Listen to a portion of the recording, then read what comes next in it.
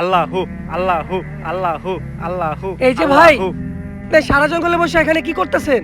ভাই আমার ডিস্টার্ব করেন না, আমি আল্লাহর ইবাদতে ব্যস্ত। এই যে ভাই, কিন্তু আপনার সামনে এটা কি ডাল লাগায় রাখছেন? ভাই আমি এই গাছটা এই জন্য লাগাইছি, আল্লাহ যখন আমার গুনাহ মাফ করবো তখন এই গাছে পাতা গজাইবো। আল্লাহ জীবনে তো আমি অনেক মদ খাইছি, আল্লাহ কি আমার মাফ করবো দিয়ে আমিও গাছ লাগাই। আল্লাহু, আল্লাহু পানি আল্লাহু। পানি পানি পানি। ভাই কে জানি পানি পানি বলে পানি জন্য চিল্লাচ্ছে ভাই।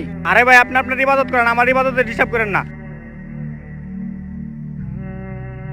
এই যে ভাই, নো পানি খাও, পানি খাও।